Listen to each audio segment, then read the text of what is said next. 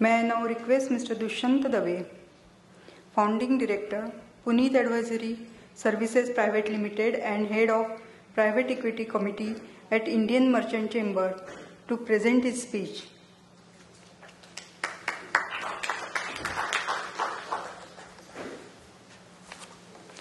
Thank you, Mr. Mardia, for that presentation on the metal exchange and how it fits with the vision to make in India. Actually, you set a tone for the subject which I am covering right now. E-commerce in the non-ferrous metal industry, which we are going to talk about it. In my capacity as a professional financial advisor, because we basically run a private equity practice and we fund a lot of e-commerce startups plus across the sectors industry. And since the private equity committee which I had, I believe there is a largely nascent and real market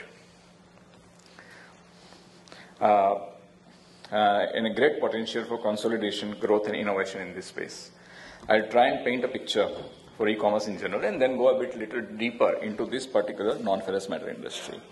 Now, e-commerce is the decade's biggest buzzword that has captured everyone's imagination. You are having e-commerce right now on your hand, actually. Everywhere you look, businesses are trying to have a large online presence. At the end of the day, e-commerce is the most relevant medium for new customer acquisitions today. Mind the word new customer acquisitions. The sustainability of a business lies in how it differentiates from its competition, and what better way to penetrate your market than to be online and let your customer and suppliers see themselves firsthand. For an e-commerce business model, the first major hurdle that needs to be crossed is to have a customer acquisition. You should have loyal customers coming to you. So that is the first thing. Just having a portal is not sufficient. You should be having as many number of customers on your roll. So in case if you're doing a physical business and you have, let us say, 200 customers, that is your first starting point.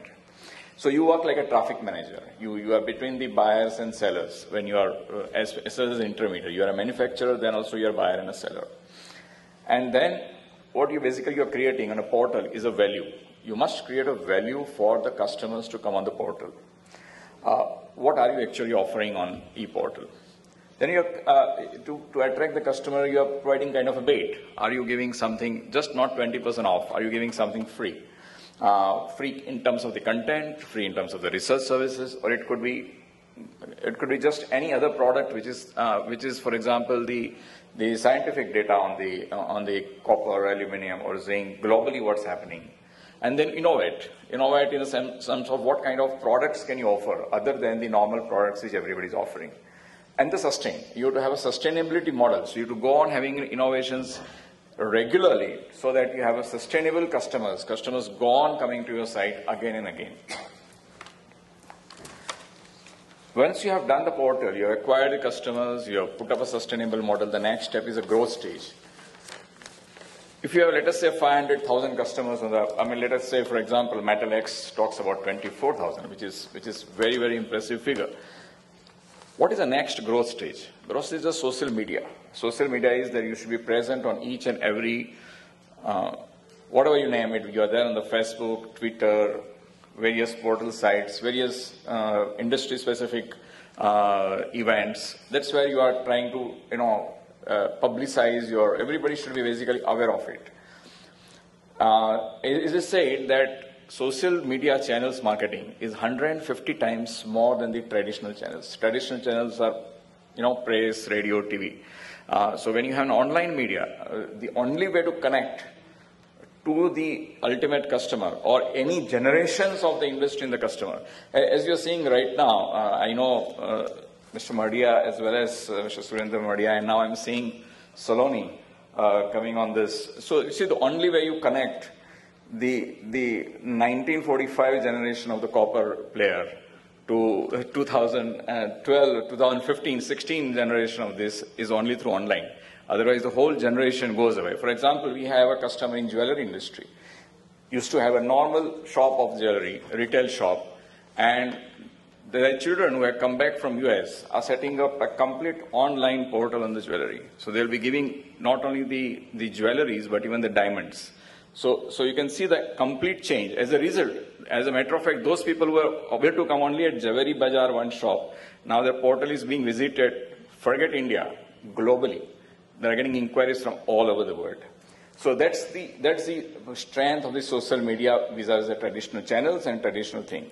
Digital media marketing, as I spoke about, and there should be a targeted efforts, in a sense that suppose if you are targeting something for the students, then you have to be, your presence has to be in the colleges, universities, sports, wherever the events are taking place, concerts. So it has to be a particular targeted effort where your industries. In case of a non-ferrous metal, whichever event happens in non-ferrous, that is where your presence, your portal, people should be knowing about it.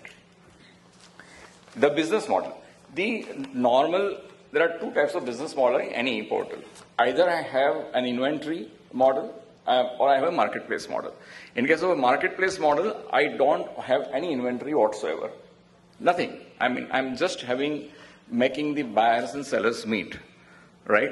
You work on a very, very thin margin, but basically you forget about the holding any inventory cost. Against an inventory model, you have the warehouses, you have logistics. So you are able to have economies of scale.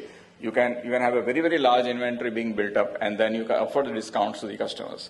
So these two are always highly debatable which one should be having it. For example, Flipkart, very famous. They now, with so much private equity coming, that they have their warehouses and all. But traditionally, when they started, there was no inventory. Now they're going into the Amazon, for example, now going into the warehousing model. But there are many Snapdeal-like, still they don't have any inventory at all.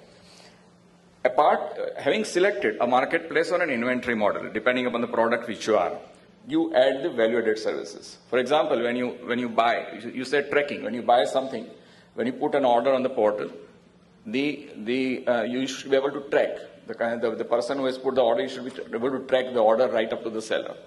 You are able to give payment gateway. So straight, you have a Paytm, and entire payment takes place on the payment gateway. You can give the comparisons between your product and the other product. You can provide the credit. And actually, the biggest way in which non-ferrous metal industry can come on the portal and completely revolutionize the industry is by providing the credit on the portal. You can include the banks and financial institutions and LC financiers to come on this. As Steel Junction, you know it very well. It's being done very successfully.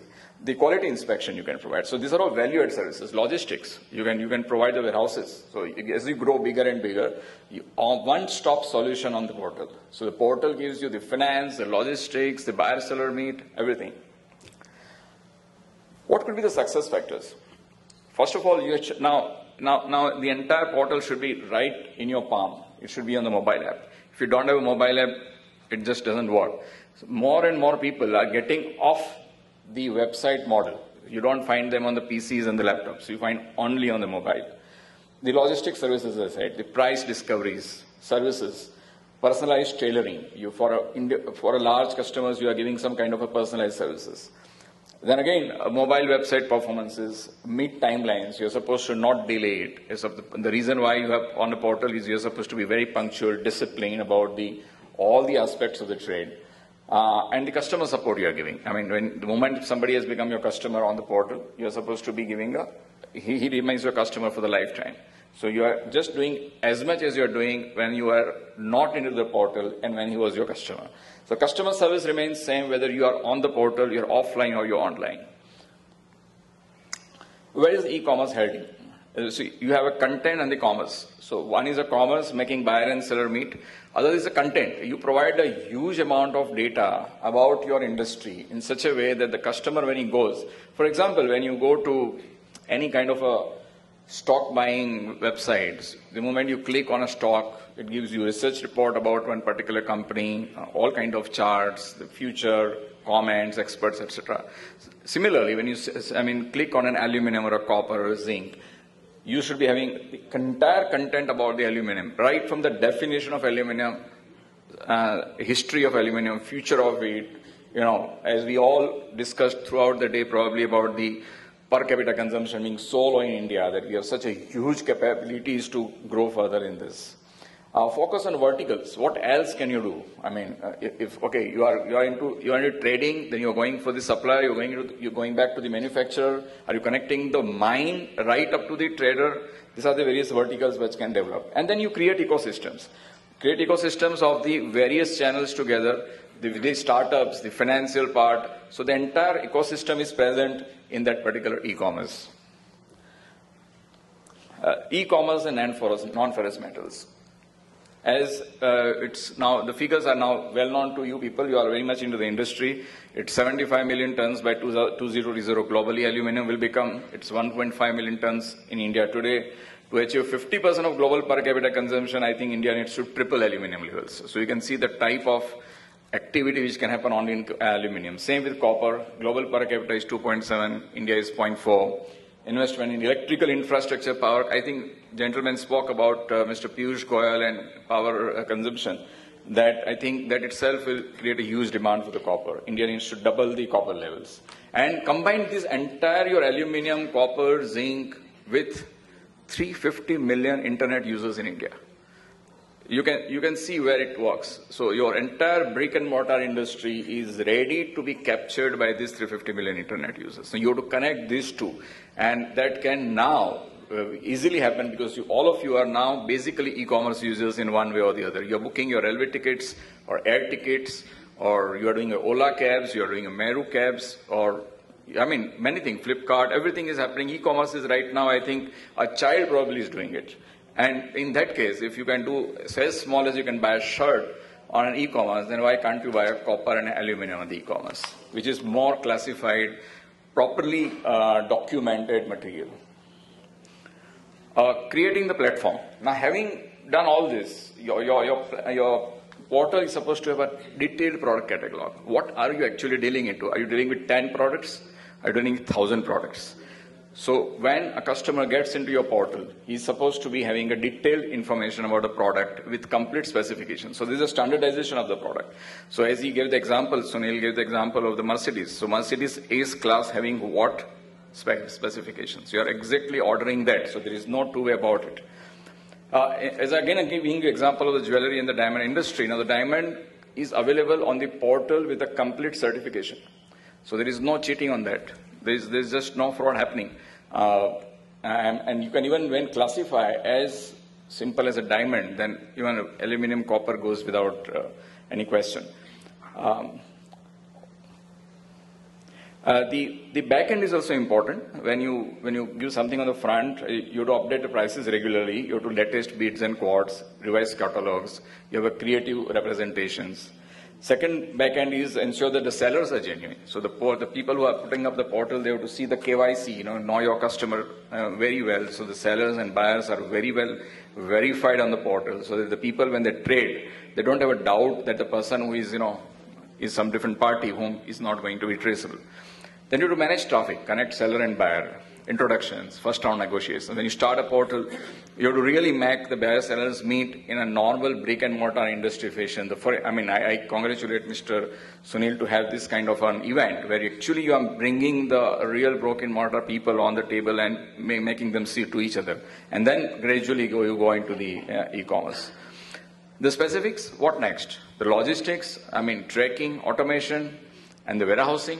You're going to, so if you grow further and further line the value chain, are you going to set up your own warehouses?